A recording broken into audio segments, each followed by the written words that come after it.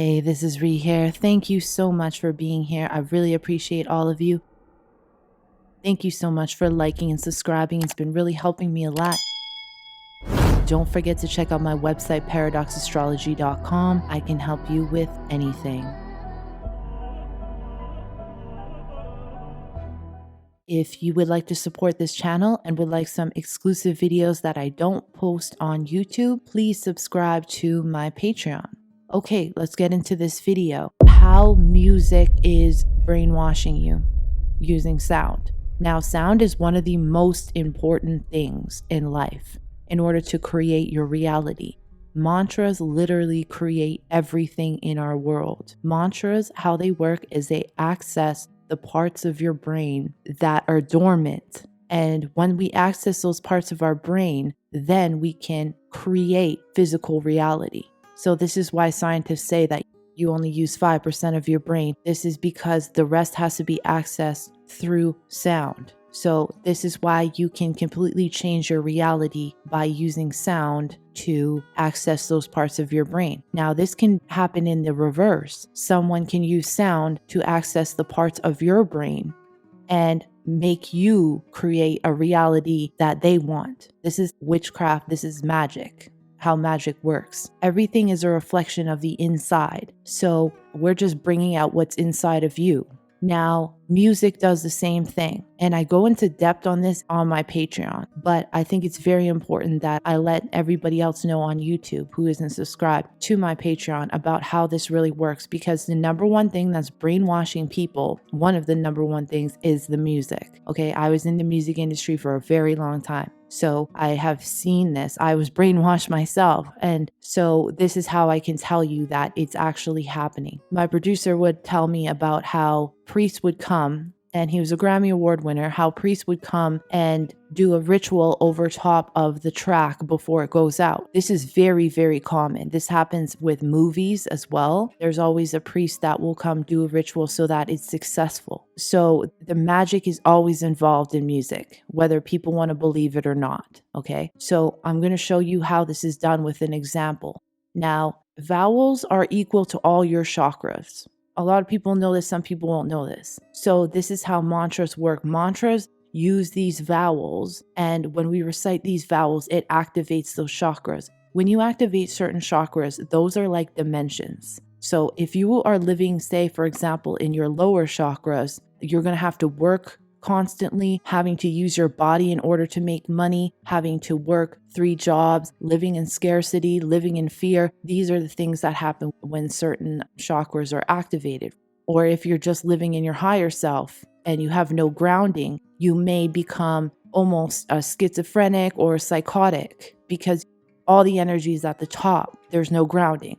All the chakras equal dimensions. You can actually access these chakras in order to go into different dimensions, which is a whole other thing.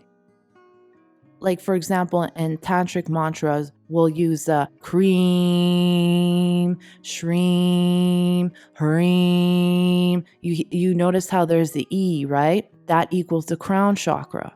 The A, E, A, O, U, A, right? So all of these vowels are used when you're singing. When you sing a note, you have to extend the vowel. If I said, I see him, I would be like, I see him. See how I like extended the E? It's a little bit of the S and then the E. See. That's how you hold the note. So this is done in music all the time, but we are not aware that these are affecting our chakras. So you can use this for a positive way of opening up the chakras just using these vowels. There's also different versions in different cultures. The vowels will be different in Sanskrit, they'll be different in Hebrew and things like that, but it all comes down to the same thing. In English, these are the vowels that are used. Now, this can be used for nefarious purposes. For example, if you look at the song by Rihanna, Umbrella, right? When you see an umbrella in entertainment, that corresponds to someone taking an initiation. And this is esoteric information. So if you think about that song, it's under my umbrella, Ella, Ella, A, under my umbrella, right? So think about the vowels. Under my or umbrella. A, throat chakra. A, throat chakra. A, under my solar plexus. Brella, Ella. A, under my umbrella. Ella, heart chakra. Brella, A.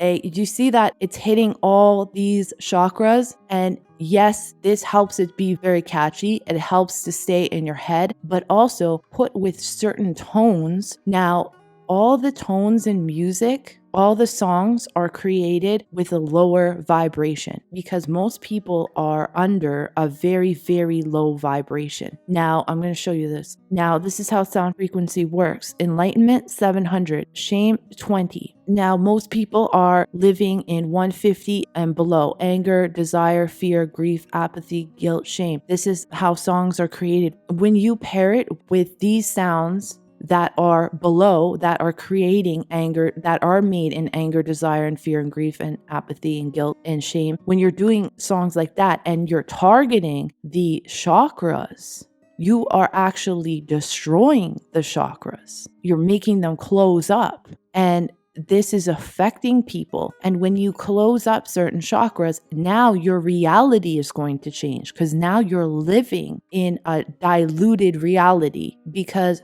for you to live in a better reality, your chakras must be open and balanced. If they're not balanced and they're closed, things start manifesting in what is called a hell realm. There's different lokas, which equal the chakras, which equal a realm that you can live in. Living in a hell realm is living in scarcity. Basically, in everything lower than 150 is a hell realm.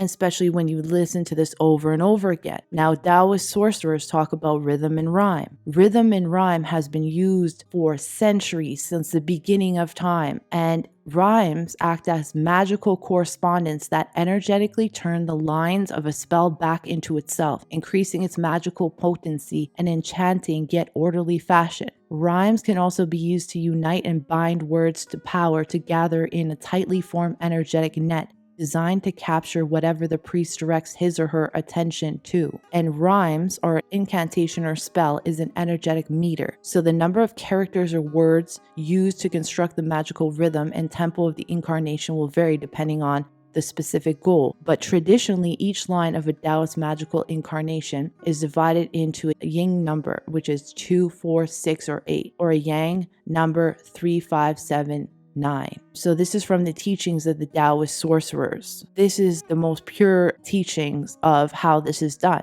In a rap or a popular song, the hook is 8 bars. So we have a yin. So this is a magical incantation. And with, say, rap, for example, because we have Jay-Z on that track, it's 16 bars. And 16 is a yin number, 8 times 2. So this is how it's creating life.